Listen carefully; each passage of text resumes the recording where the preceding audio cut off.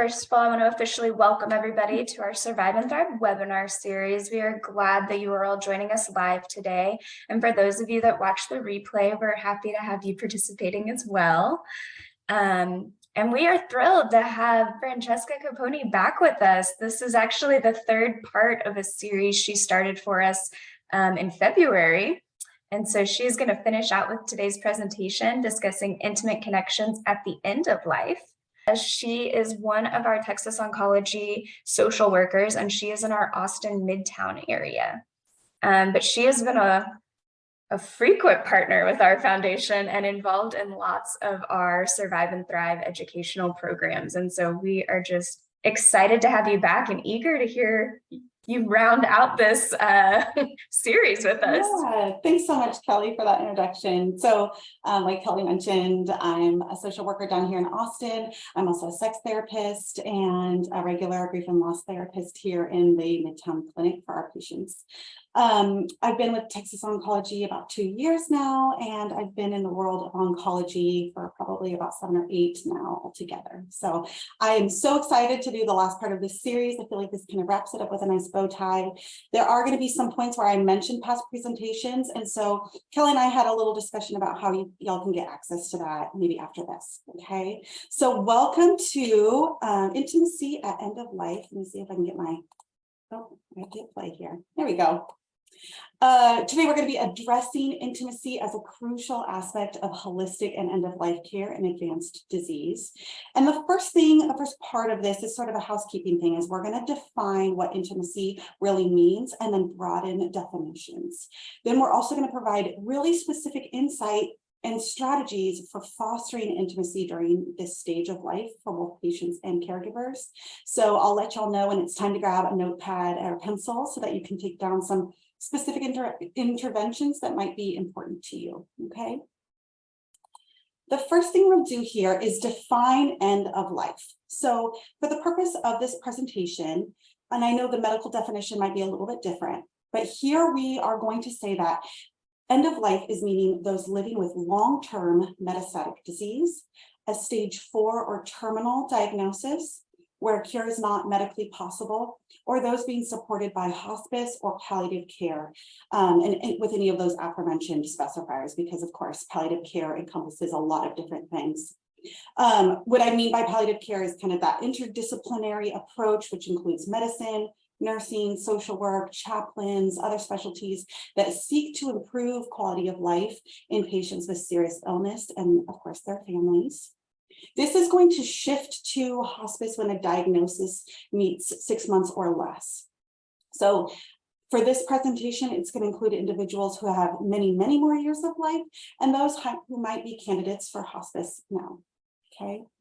In the United States alone, roughly 2 million people are diagnosed with cancer in 1 year. That's just in the United States. It's a very big number. And so with so many advances in treatment, what we're finding is that people are living longer with higher quality of life than ever before, which is why this presentation and sexuality in the realm of cancer is so important to me. All right, what is intimacy? So in the context of end of life, when a relationship closeness is kind of deepened and sexual intimacy might transition from intercourse over to maybe a broader understanding, couples kind of look for shared meaning and shared relationships as a really big source of support. And a study conducted in 2004 interviewed individuals that were receiving palliative care in the hospital, and they found that their participants reported a shift in the meaning and expression of sexuality, which emphasized emotional, physical, and spiritual aspects. Okay, so for the purpose here, we're also going to define intimacy in these 3 parts. Emotional refers to the connection and vulnerability shared between individuals. It involves really open and honest communication, empathy, the ability to understand and support one another's emotions. Emotional intimacy in advanced disease can really provide that comfort and validation and a sense of security when things are feeling so out of control. Okay, physical intimacy. Now, this still incorporates sexual touch, but it also encompasses non-sexual touch, closeness, and affectionate gestures, such things like holding hands and hugging, those more traditional ways of just showing somebody you care and you love them, gentle massages. And this physical aspect of intimacy can really promote reassurance and then actually even lower stress levels and increase physical well-being overall. We'll talk more about that in a little bit. The last part of this is spiritual intimacy. This focuses on connecting at a deeper level through shared beliefs, values, and existential discussions, okay? It's also what I think of when we think of legacy work. This can be incorporated within that, and we'll talk about legacy work more toward the end of this. But spiritual intimacy really provides solace and a sense of purpose and connection to something larger than oneself. It can also include sort of a mindfulness practice. And this happens both with a partner and also with friends and family. Any one of these aspects can be navigated outside of partner relationship and into the whole of your supported community. All right. So this is no surprise to me, but I'll share it anyways. Intimacy increases quality of life, okay? 56.2% of adults receiving palliative care within a hospital setting reported that their illness affected intimacy significantly or moderately in a study of 60 patients, okay? Then 91.7% of adults with serious or life-threatening illnesses reported that they hadn't even been asked about the impact of their illness on their sexual being or their intimate life. So sexuality discussions with skilled people were, for 86.4% of patients, named to be the single most important thing for their psychological well-being. And the pinnacle of research out there, even outside of cancer, they say that having strong communication with your partner and this expanded view of intimacy was named as a really important factor to increasing quality of life. So regardless of your diagnosis, regardless of your age and stage, this is such an important part of our being. All right, so if intimacy increases quality of life, why is it not discussed more? What I found through some of my own research, and in a nation that is really highly sexualized, there's very little room for exploration of sexuality or intimacy outside of a very narrow scope that many of us don't fit in for long. Okay, when we begin to discuss disability, aging, terminal disease, or disease at all, it kind of seems that sexuality is just thrown out the window. And this is reinforced in our media and what we see day-to-day life in films and TV shows. It's reinforced in doctors' offices when they're not asking about sexual concerns, and even sometimes by family when they're not considering intimate space a need, or they're kind of trampling into the situation and not having much regard. A lot of times these are hidden messages or maybe cultural norms of shame that are sort of unknowingly perpetuated because they're feeling uncomfortable bringing this up or feeling uncomfortable supporting these types of questions. But the cultural myth that intimacy is important for younger adults and that age is inevitably linked to sexual decline, it's harmful and untrue. Okay, our role as sexual or intimate beings is really important until the very end of life, and it can be a significant grief point when it's left unaddressed. So navigating this changing role and finding ways to connect is really important. Factors influencing intimacy at the end of life. Of course, there are going to be a lot of these physical factors that are going to affect our ability to access intimacy and be physically present in our bodies. One of those is pain and physical symptoms, right? Chronic pain, discomfort, that absolutely is affecting a person's desire or ability to engage in physical intimacy. And so it's really important in these cases that we are working closely with healthcare providers to alleviate discomfort, whether that's pain management or palliative care team, whatever that is, okay? Then we have fatigue and energy. This is a really, really common symptom, particularly with those with terminal or advanced illness, and it can impact both emotional and physical intimacy. So scheduling time for intimacy or connection during the day when you know that you have a little bit more energy, and just sort of setting yourself up for success can be really, really important in mitigating this one. The last one we see here is medical treatments and side effects. Medications, interventions, chemo, all of this stuff, there's changes in libido, changes in physical functioning. We're not going to go into all of those here, but like I mentioned before, if Kelly can give y'all access to some of my past webinars, I get into some really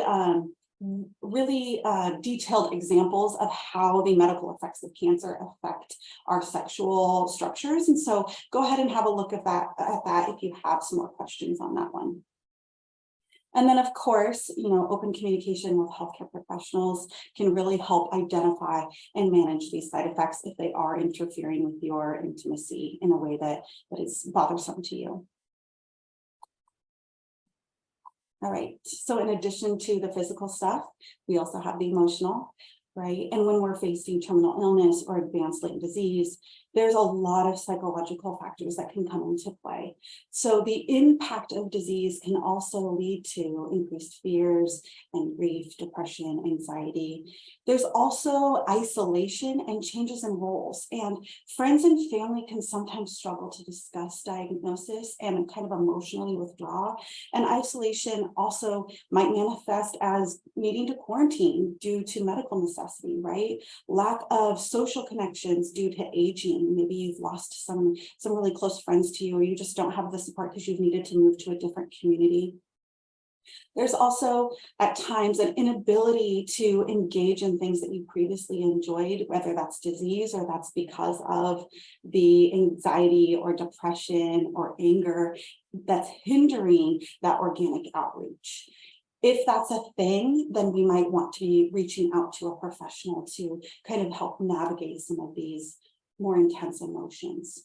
Intimate relationships might also experience a withdrawal. And, I hear this from my patients sometimes too, that they have increased difficulty even asking for their intimate needs to be met because they feel burdensome, right? They're feeling like they're stuck in a patient and caregiver dynamic, and they don't want to take anything more from their loved one. But really, these emotional needs that we have at end of life, they mirror those we carry throughout our lifetime, albeit with sometimes greater significance. These needs encompass activities such as grieving together, processing fears, engaging in legacy work, and maintaining just general connection through the 3 pillars of intimacy that we discussed a minute ago. Sometimes I also hear patients say that they fear the absence of their loved one. And so in the pursuit of a sort of emotional protection, it can cause one partner to pull away when they receive a terminal diagnosis. And again, in these cases, seeking the support of a specialist can kind of help facilitate an impactful and beautiful process of grieving together rather than pulling away for that self-protection, okay? In the final stages of, let me go back. In the final stages of illness, emotional connection really becomes a crucial aspect of sexual expression for couples. And so remembering that verbal communication and non-genital physical touch can replace that previous sexual activity and still provide a deep sense of intimacy. And we're going to get into some really concrete examples of how we can maintain and foster that, okay? Like I mentioned a second ago, and another thing to just kind of keep in the back of your head here, the cessation of sexual activity due to illness is also a significant loss. There's a lot of layers of loss and grief here. And so that in and of itself can negatively impact quality of life and contribute to some of those symptoms that you're seeing here on this slide. All right, now we can go for it. So how do we navigate these changing roles in the face of illness?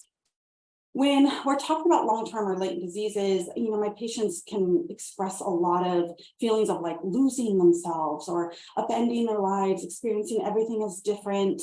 Just everything feels so like in so much turmoil at times. And that burden of illness is no exception, and it can weigh really heavily and affect a sense of identity. And I found that a lot of supports exists for our various roles in our life in palliative care and hospice, things like being a grandparent, being a parent, a wife, a patient, a spiritual being, right? All of these are present and contained within the interdisciplinary team as something that they acknowledge, but there's really very little support available for intimacy beyond that patient and caregiver dynamic. So having intimacy really increases emotional well-being. Okay, it helps with a sense of belonging and love and support.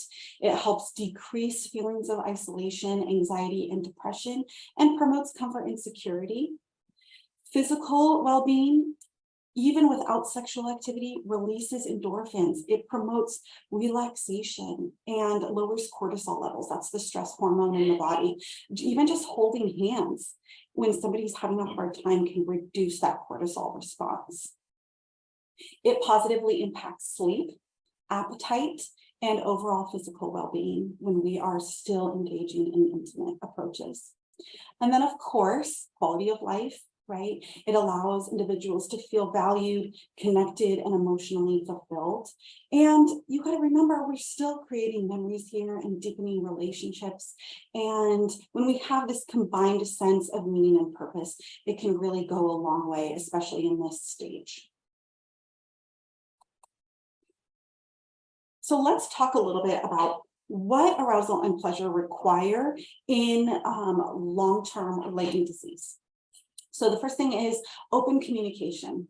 Open and honest communication with our partners is essential. And I know that this part is actually really hard. I hear this a lot, that discussing desires and boundaries and the physical and emotional changes and navigating those together can be really, really tough. But when we are bringing these up, it can help foster supportive, understanding environment where we feel vulnerable enough and safe in our vulnerability to get that support.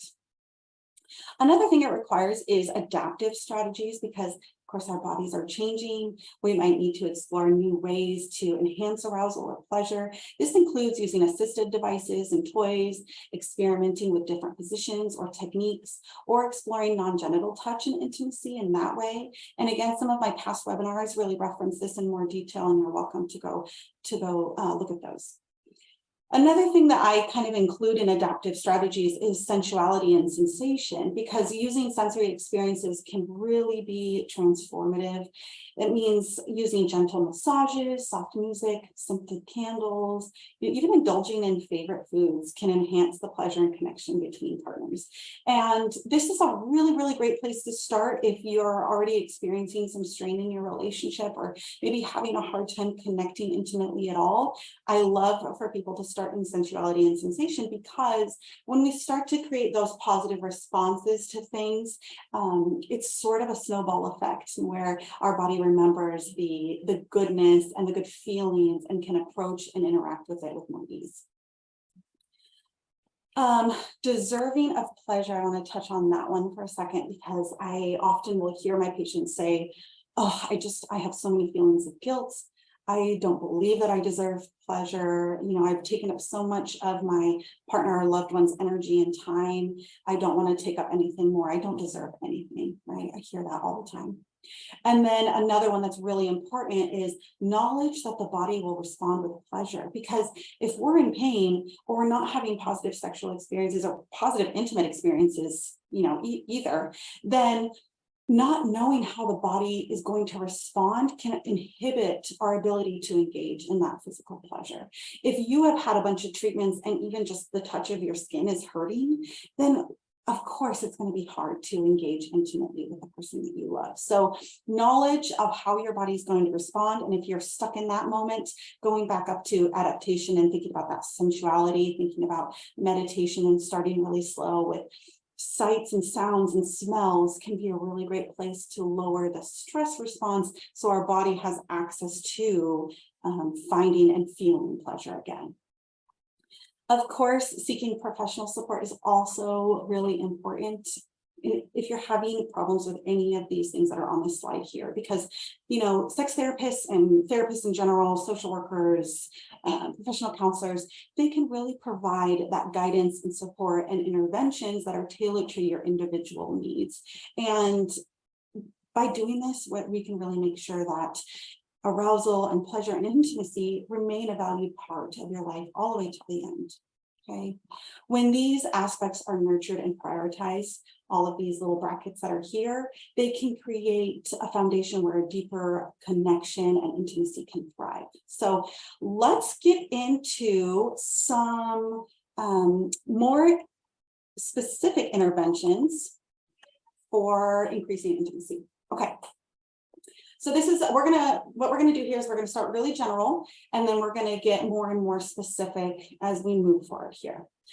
So this is a broad overview, and it starts with enhancing communication. So what I mean by that is encouraging open and honest conversations about your feelings, needs, and desires.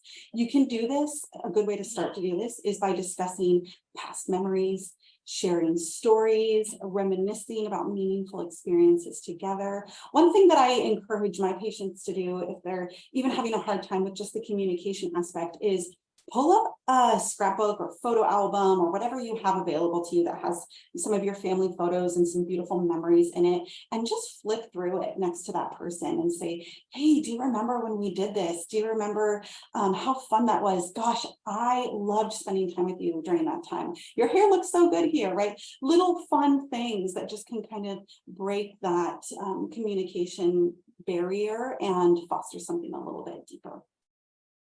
Physical touch and affection is that next one there, and that really means just holding hands, hugging, giving massages, all of that promotes the comfort and reassurance and sense of connection. It releases those feel-good hormones. And so I really love when partners are doing this, however little or small you have to start, because it strengthens the bond, right? And it helps us feel just more relaxed and more calm when brought down.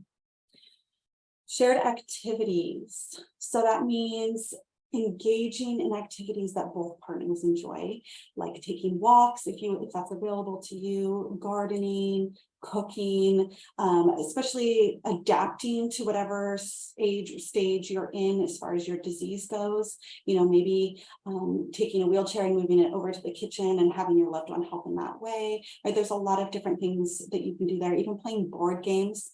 I know that these sound silly, but when we are so riddled by treatment or by medical doctor's appointments and the stress of dealing with cancer, it can be so hard to remember to engage in the fun things too. Our body tends to just sort of shut down to the point where we don't even remember having fun sometimes. I've heard this before. And so finding ways to foster joy and fun again can be an incredible way to increase intimacy.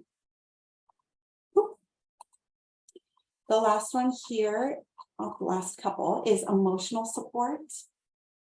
Of course, offering emotional support and validation of feelings. This one's a really big one, and I feel like, especially my coupled individuals, you know, they have a really hard time saying, oh my gosh, I'm just feeling tapped out right now, or I'm just feeling like a burden right now. They'll come and say it to me, but they won't necessarily say it to each other. And so I just want to encourage people that, you know, no matter what you're feeling, your caregiver is probably experiencing a vein of it. And how beautiful is it when we can share in that burden together and kind of help navigate that as a cohesive unit. Okay, feeling understood and supported and validated emotionally really helps foster that intimacy and emotional connection as well. So intimacy exercises, guided meditation, deep breathing, couples mindfulness. This is the stuff we're going to get into in a second. Some really specific interventions, okay? And then maintaining romance is our last little bubble here. And that kind of goes right back into shared activities, right? Increasing joy, increasing fun and laughter in your life. Plan romantic dates or outings, even if that's doing a candlelit dinner right in your house, in your living room, right? Watching a sunset together, expressing affection through small gestures like writing love notes or little sticky notes where you know your partner is going to find them, leaving surprise gifts, just letting that other person know that you're thinking about them can be so profound in helping to break some of that tension if you are experiencing any, and reminding your partner, hey, I'm thinking about you. I really love love spending time with you, and I miss this connection. All right, so grab a pen and paper if you can, or if you have something you want to write stuff down. Of course, this will be available afterwards for you guys to look back through. But in a second, we're going to get into some really specific interventions. And so I'd love if y'all hear something that sounds really impactful to you and your partner or your family, that you jot it down or jot down the name of it so that you can go and interact with it at a later time. The first one, we're going to jump into what is legacy work really quick, which refers to activities or actions that's kind of undertaken when people are nearing the end of their life to reflect upon, preserve, and pass along values, memories, and personal legacies to other generations. So therapeutically, this is a really, really important task to engage in when we discuss advanced disease, because it allows us to reconnect with our values and decrease some of the negative fears and emotions that we discussed a second ago. I love legacy work when I'm working with my grief and loss patients or people nearing end of life. And if you do decide to engage with a counselor or therapist, make sure you ask them or say that you would like to engage in some legacy work, okay? So here's a few examples.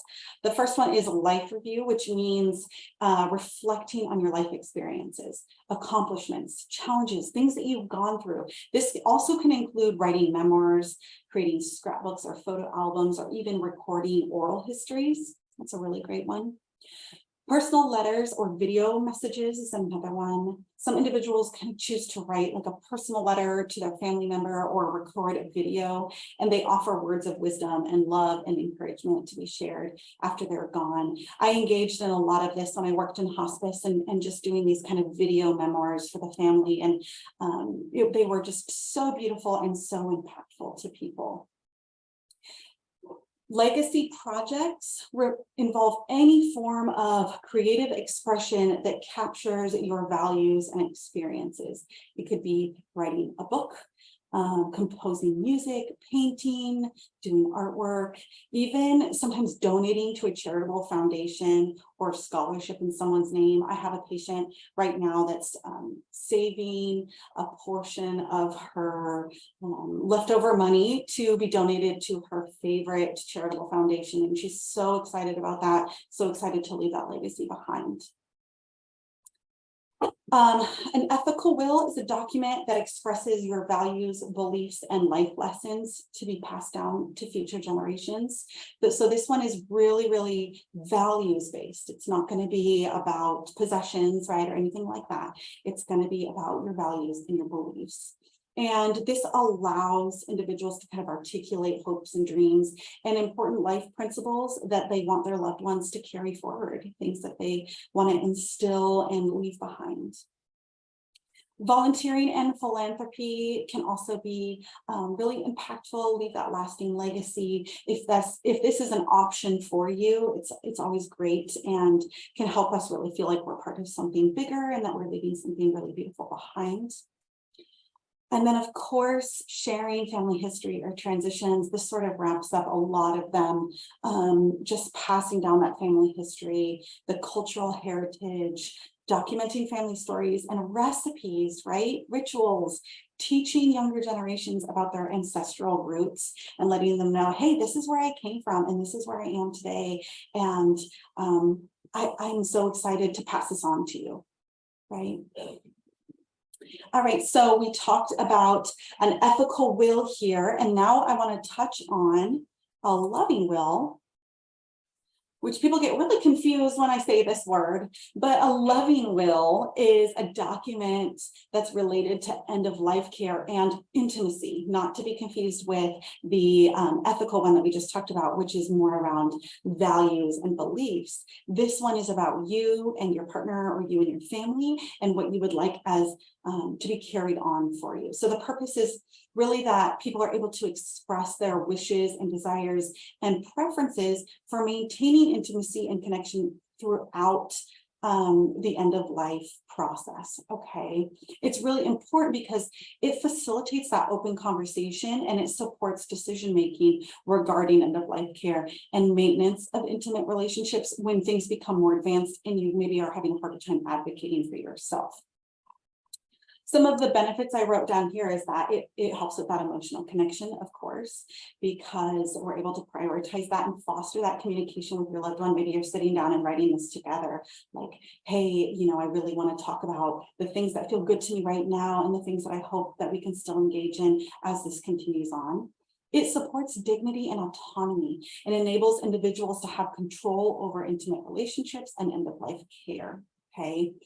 And then, of course, support for decision-making, because it gives guidance to our loved ones and healthcare professionals in honoring our wishes. And what I mean by that is saying, hey, I really think it's important that my loved one is able to come into my medical bed and snuggle with me from this time to this time. I would really like no one to interrupt us, right? Or I want somebody to be able to just pet my head and play music and spend some time with me during these hours. I'm going to put a do not disturb sign on our door. Please do not disturb, right? There's a lot of little things here, but this really gets that conversation going and letting people of your life, and particularly healthcare providers, know that this is something important and that you want to maintain. Okay. Here are some more really specific examples here. Hang on. My tea is hot. Okay, so the first one here is guided sensory exploration. Okay, so what you're going to do with this one is you're going to sit together in a quiet and comfortable space. You're going to close your eyes and take turns guiding each other through a sensory experience. That means describing a smell of your favorite flower, the soft touch of fabric, right? Little tiny things that you can kind of take. I used to do this mindfulness exercise with a raisin, right? And you would put a raisin in your hand and you would just look at all the dimples and folds and how unique it was. And then even put a second one there and look at how different they are. And then maybe give them a smell and maybe put them in your mouth and notice all of the sensation. I know this sounds silly, but this is a mindfulness exercise that really shrinks inward and allows us to just kind of decompress and focus on the here and now. And it's really great to do this with a person that you love. It promotes that mindful presence, it deepens sensory awareness, and it encourages intimate sharing because we are sitting so quietly in our thoughts. All right, here's another one that I love, shared journaling. So setting aside regular time for both partners to write in a shared journal. You can also do this with your family members or with your kids or with your grandkids. There's a lot of different ways that you can engage in this one. You can have two separate ones with the same prompt, or you can have one shared journal and go about it that way. And so what this means is you pick a prompt, write that down in your journal. You go ahead and fill out how you feel about that prompt, and then you pass it to your partner and they do it on their own time. And then you take turns kind of reading each other's prompts at different times throughout the week. There's not really a set time. It's kind of like a conversation going on in a book. Okay, it's something that is so beautiful for people to reflect back on when their partner is no longer here. And it's also a really beautiful way to increase communication, or things that are maybe deeper conversation that are hard to have out loud. This is a really great way to do it in book form. It allows for more self-expression, deeper emotional connection, and that shared reflection back and forth. All right, number 3 is eye gazing. This one's also a little silly, but I guarantee you it is very fun, and it will be the longest 5 minutes you will ever spend in your life. Okay, so what you do is you sit down facing each other, making sure you're comfortable and in a quiet environment. And of course, taking account, how am I feeling today? How am I feeling right now? And is this a good time for me to interact with this resource? Because there are going to be times where our body's just not available to connect like this, okay? And so what you do is you sit down and you make eye contact without speaking for a set period of time. I like to say 5 minutes, okay? And this allows emotions and thoughts to just kind of rise naturally and focus on nonverbal connection. And you're maintaining that eye contact for a really long time. It really promotes emotional intimacy. And this one's actually been studied quite a bit, that when we make eye contact like this, it really hits in a deep level. It facilitates trust and kind of tells us it's okay if we don't always have words, because I'm here for you. Okay. All right, number 4 is the loving touch ritual. And what that means is finding a peaceful space where you can sit comfortably with your loved one and taking turns offering gentle and loving touch to the hands, shoulders, backs, right? Focusing on that sensation and intention behind the touch, expressing care and love. This is kind of an adaptation from sensate focus, which I've talked about in my past webinars. But really, sensate focus is having us slow down and thinking about the texture of skin, right? The warmthness, the smell of the person that we love so much, right? Like bringing it down to that sensory experience. It's not necessarily about sexuality or sexual expression as it is about that deep connection and getting your brain to just really focus in on that meditation portion of being with somebody, okay? This is one of my favorite ones, is gratitude and appreciation practice. I think that everybody needs a gratitude practice regardless of anything, but of course this is also very easily adapted in our intimate relationships. And so what that looks like is just setting aside time every single day to express gratitude and appreciation for each other. I think this one takes a particularly positive way, because I think whether we're a caregiver or a patient, there's a lot of guilt and a lot of burden themes that can come up. And so when we are engaging in gratitude and appreciation for one another and we're able to verbalize that, gosh, it just takes so much stress off of some of those negative emotions. So what you do is you take turns sharing specific qualities, actions, or moments that you appreciate in one another. Try and keep those closer to what's going on in the here and now, maybe not in the past, but like, hey, I noticed you made me breakfast this morning, and I know I haven't said thank you all week for it, but I wanted to just take a minute and say thank you. I really appreciate you going out of your way to do that. Okay, little things like that. When we create that positive and loving atmosphere by acknowledging each other's contributions and strengths, it can really open up the door for other really positive conversations and influencing that bond in a positive way too. So if you are having a hard time connecting with your loved ones, I would start with gratitude, shared journaling, or even sensory exploration before you went into loving touch and eye gazing. Okay, those are maybe like more advanced steps of the top 3. Okay. So advanced activities, and what I mean by that is advanced in illness. Okay, these are for people who are maybe bedbound or are unable to engage in some of those others that we just talked about. And hand massage, that one is similar to the sensory touch, but this one is just the hands. And so what you do is you sit next to your loved one and using that fragrance-free oil or lotion, just rubbing and massaging, using soothing strokes and providing comforting touch. Talking softly and playing calm music in the background to create that relaxing atmosphere is also really important. Sorry, my air conditioning just blasted on. It's very loud. This exercise can really promote relaxation, provide physical comfort, and enhance that emotional connection. Okay, I really love this one, especially for patients who are bedbound, because it gets really hard to feel physical touch when we are stuck in those medical beds. Guided imagery. So this one starts with you sitting or lying down comfortably together with your loved one, and pick a calming visualization. Sometimes I even like to say a favorite space that you two have visited together, right? Is that the beach? Is that maybe a hike that you did? And describing that scenery, the sounds, the sensory details of that scene to your loved one, and just really being immersed in that. It can help create that soothing and immersive experience and reduce anxiety, promote relaxation. And of course, like, we're still engaging in that intimate experience, right? We're still bonding over these past memories and these things that were really beautiful and important to us, all while kind of taking it through a meditative lens. Music therapy.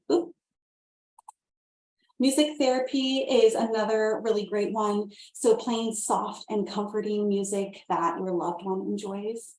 you can sit and lie down together. You allow the music to sort of create this ambiance. You can pick something that is really profound or holds memory for you too. I used to tell my patients, what was the wedding song that you danced to? Maybe you put on this song and you also describe how incredible it was when you guys were dancing to the song on your wedding day, right? Little things like this that just take us down memory lane and help us reconnect with some of those deep emotional responses within us. Reading out loud is another really, really great one. Choosing books, poems, favorite passages that holds meaning for both of you, and taking turns reading out loud if you guys can both do that, if that's accessible to you, letting that create that shared experience. And then pause occasionally to discuss the thoughts or emotions that arise from the material. Maybe you guys are reading what's coming up for you, right? You can just say, what are you feeling right now when you read this passage? Oh, I'm feeling this. And oh, thank you so much for sharing, and moving on, right? Just letting that natural conversation flow. This exercise is really made to stimulate conversation and create more shared memory, and then also provide comfort through power of storytelling, which I think is pretty powerful. Okay, the last one here is breath awareness and connection. So this kind of builds on that mindfulness practice. And what it means is you're sitting in a quiet and comfortable space facing each other. You're placing your hands gently on your loved one's chest or abdomen. And this one, of course, make sure that it's available to you. And what I mean by that is if your loved one is having like rattly breath or haven't struggled to breathe, this might cause more anxiety than relaxation, right? So we want to take into account our current space and what we're able to do when we engage in this.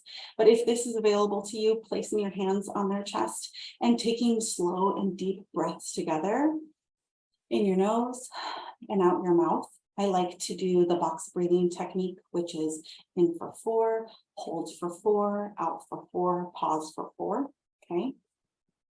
This exercise really promotes that sense of calm and relaxation. And when we engage in breathing strategies in this way, it also helps lower cortisol. So remember, please, to approach the exercises with sensitivity. And always there's ways to adapt them to your loved one's physical and emotional comfort level, or to your own comfort level, okay? Prioritizing what your well-being and preferences and respecting limitations is so important here. And if you're having a hard time coming up with alternative ways to engage in this, you're always welcome to email me and ask me to, and I'm happy to answer those questions. Okay. Another one I wanted to just touch on with the guided imagery is if you're having a hard time engaging in guided imagery because it's just so foreign to you, the YouTube online has 5-minute guided meditations. And so you can go ahead and access those and just kind of get a feel for, oh, what does this look like when somebody else is doing it? What kind of things should I kind of gain from that? And then incorporating it into whatever the guided imagery you want to use is. Just kind of using it as a jumping off point or a learning point. Okay. All right. So caregiver support. This one's really important because, and I don't know how many caregivers we have on this webinar, and of course I can't see y'all, but a lot of times I hear that caregivers struggle to transition from roles from lover to caregiver and back again, right? Back and forth. And it takes a lot of practice to shift from one to another and requires communication and vulnerability from both partners, okay?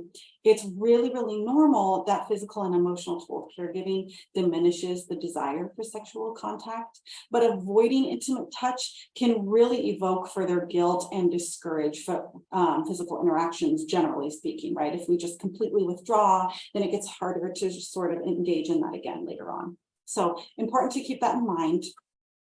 Seeking appropriate support for those can really help navigate the challenges of maintaining intimacy and addressing emotional and sexual needs of both partners during this period. It's very important for both of you.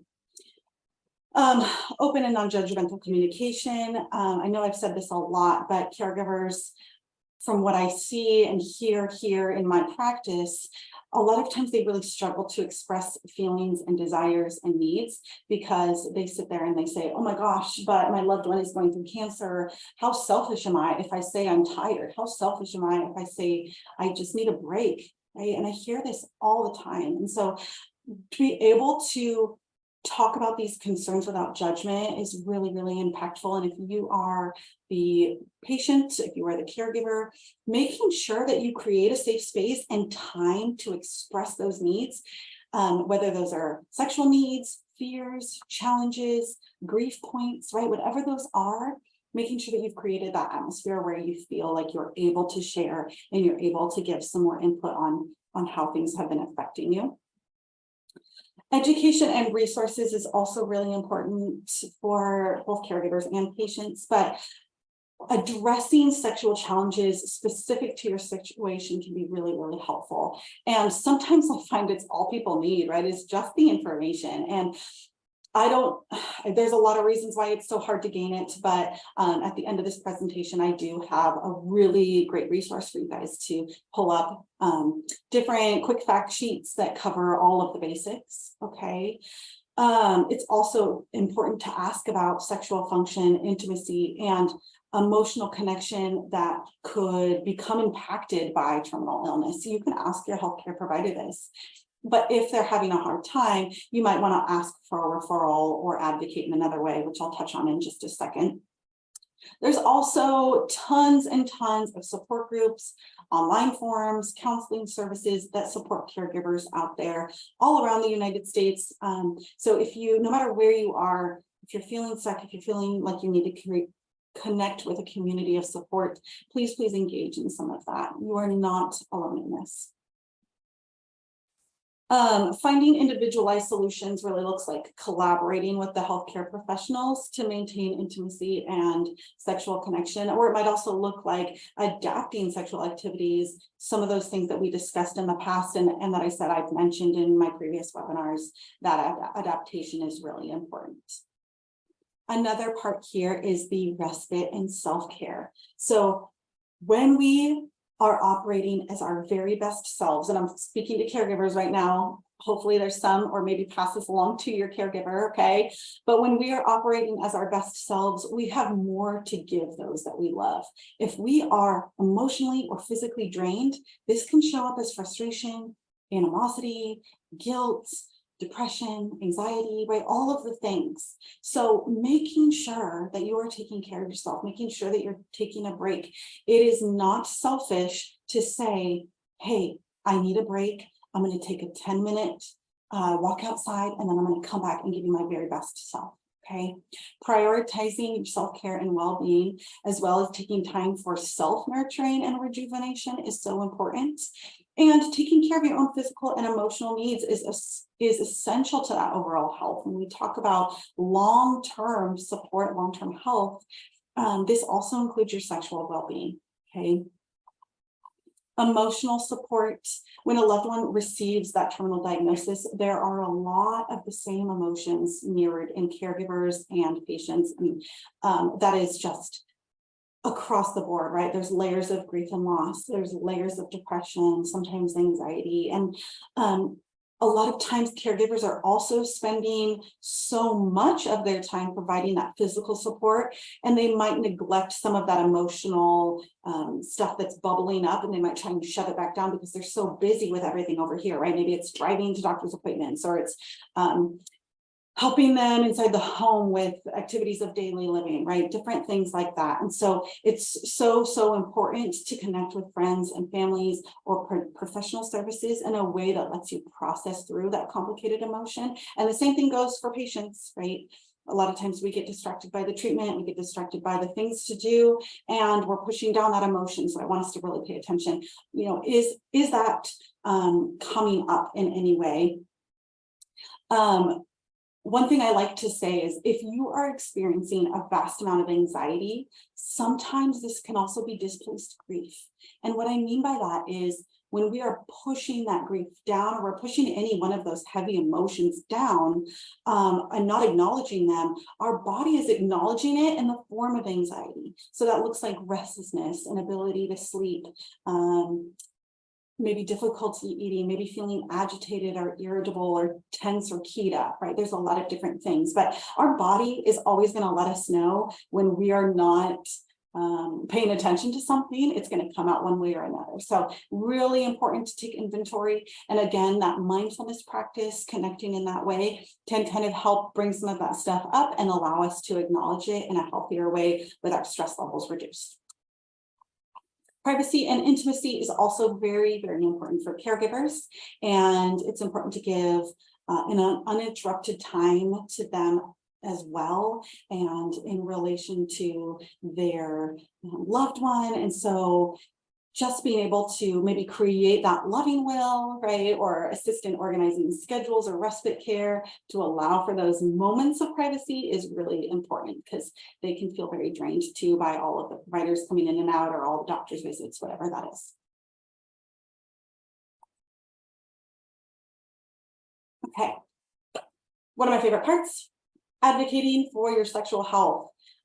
This is so important, okay, because palliative care, hospice, oncologists, all the things, they can be pushy.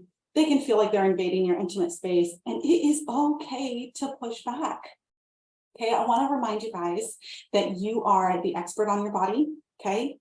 Nobody else can tell you what you are feeling, what you are thinking, what you are seeing. That is your personal experience, and you always know what's best for you, okay? If something's not sitting right and it just doesn't feel right and it's manifesting in some emotion, you need to let that out and advocate for yourself, okay? You are entitled to all of this information and more, okay? If you're finding that medical providers aren't really willing to have these conversations, it's okay to say, hey, do you have someone on your team that I can discuss sexuality with in more detail? Do you have somebody with more expertise in this subject? And then another thing you can do is just ask for the social worker, because we are pretty good at knowing where to find information and send you to the right spot if we aren't the experts ourselves. And then urologists and gynecologists are really good at supporting this kind of stuff, because that's their field. They're used to having these conversations. So if you feel like you need a referral to them, let your oncologist or medical provider, PCP, know, hey, I'd like a referral to them. And pelvic floor therapy as well, especially if you're in a sort of maintenance period with palliative care and you're wanting to make sure that you maintain sexual function all the way till the end of life. Working with a pelvic floor therapist can be really, really helpful in maintaining that sexual health. Another thing is, and I mentioned this before, right? Telling hospice, telling palliative, whoever you're working with, right? Do you have a larger medical bed? Because I want to crawl in bed with my partner, or I'm going to push the medical bed up next to ours for a little bit during these times of the day so we can lay next to each other. It's incredible. We forget sometimes what that closeness feels like. And so I just want to make sure that advocating for yourself and fostering that is so important. Okay. So in conclusion, it's really crucial to acknowledge the significance of intimacy, not just within romantic relationships, but also with friends and family during the end of life process.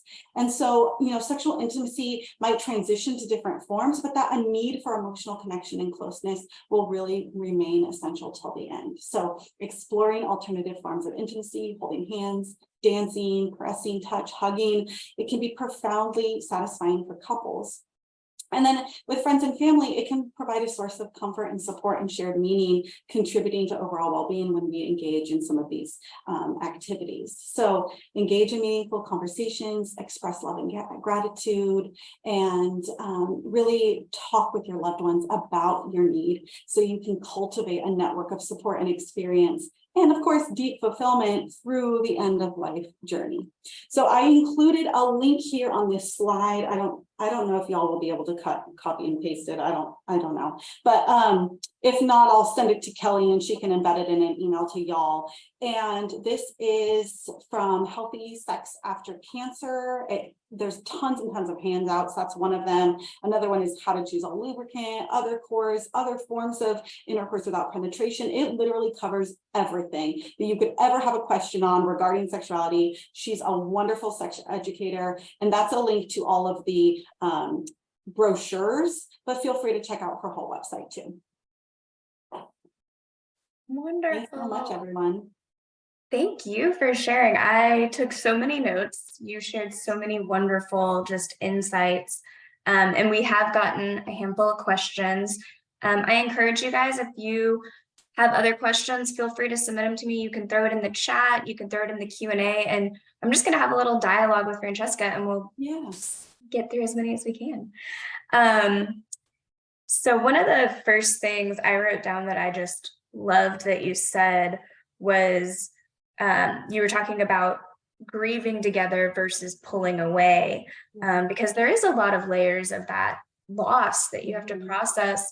And so one of the questions we got was, you know, what are good ways to avoid starting that cycle of withdrawal when going through that grief process? Any additional insights to share? Yeah, that's a really great question. So sometimes, and I think one of the reasons you probably asked this question is because we don't know that we're pulling away until we've already pulled away, right?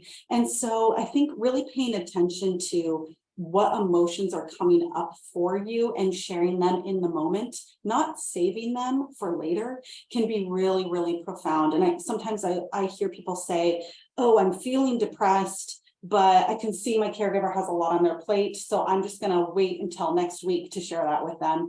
And then before you know it, next week rolls around and they're even more stressed and you're like, okay, never mind, I'm not going to share it at all. And then before you know it, it's just a snowball effect. So especially with grieving together, it is such a beautiful blessing to be able to do that with another person. Not all of us get that, right? When we talk about spontaneous loss, we don't get an opportunity to grieve with another person, but we do when it is terminal diagnosis. And that's something to maybe lean into because you're both experiencing that grief in a very acute and similar way. And how beautiful is that to be able to hold a hand with a partner that you love so much and say, hey, let's tackle this together. This is going to be really hard. Mm-hmm. Oh, absolutely. A little bit later in the conversation, you were talking about that sensuality and sensation.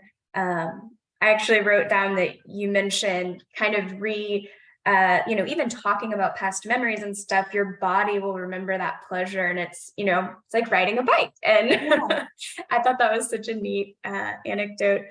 And a question came in. Do you have examples of how to start open conversation or a dialogue about that arousal and pleasure that you want? And I know you mentioned talking about past memories, reminiscing. Do you have any other suggestions for how to start that conversation? So some other really kind of silly and fun ones is if you both have cell phones, when you guys aren't together, sending like little sexy texts to one another, or bringing up memories of past sexual experiences that you've had together that you both really enjoyed or that you both mentioned were positive, and saying like, hey, remember that one time? That was so fun. I miss that, right? Like little tiny things that are just kind of leading questions or little things that pop into our mind and help our body remember, oh, that was really pleasurable and exciting and fun and connecting, and I want that again, right? We can elicit that same response that we have within ourselves when we feel that memory come up. We can give that to our partner too by just sending those little messages, by sending a sticky note in the bathroom, like remember that one time, right? There's lots of little things we can do like that to spark memory. And you're right, Kelly, like that's a snowball of pleasure, right? And our body remembers that, and we're more likely to respond with pleasure when we're thinking in that way. I like that. Yeah, you got to change the mind for everything else to follow. Exactly. And then I was really glad somebody sent in this question. You were talking about the loving will, which such a great forward-thinking activity to engage in.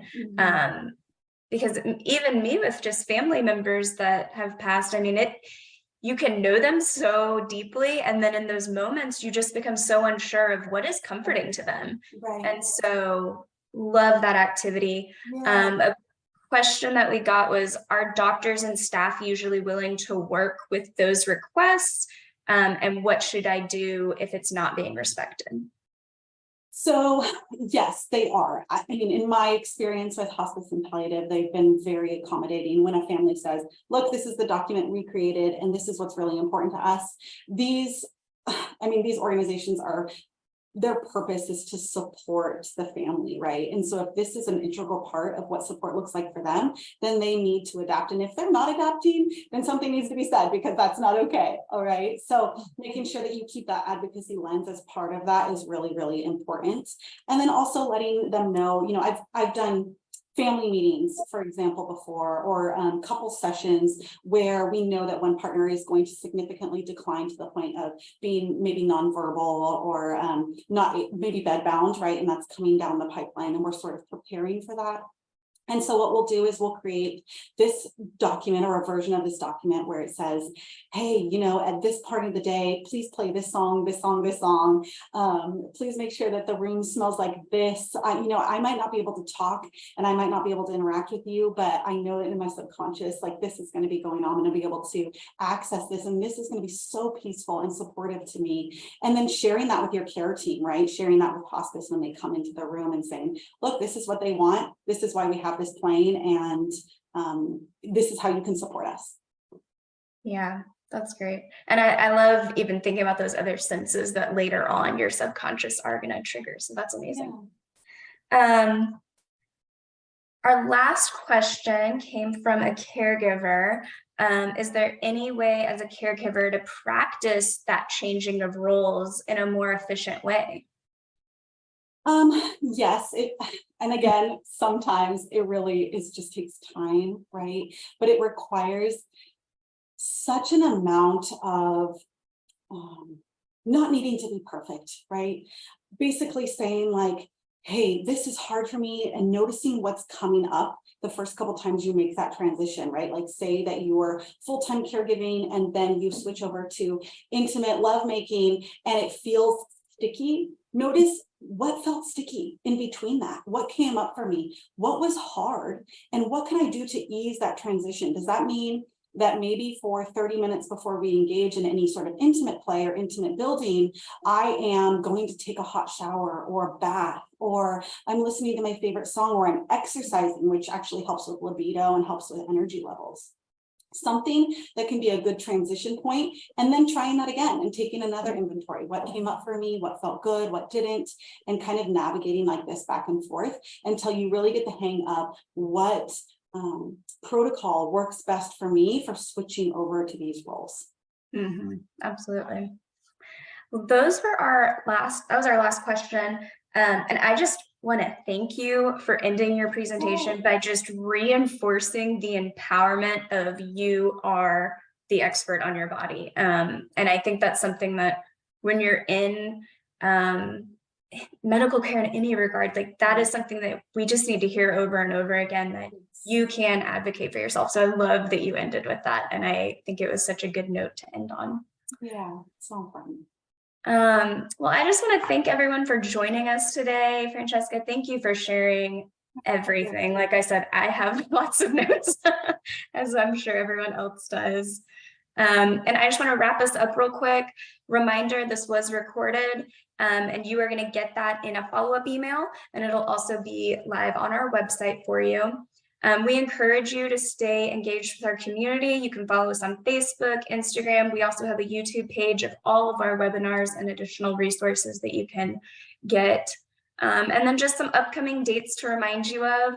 Our next webinar is June 27th, and this is going to be with Samantha Cool, and she's going to be discussing oncology safe skincare.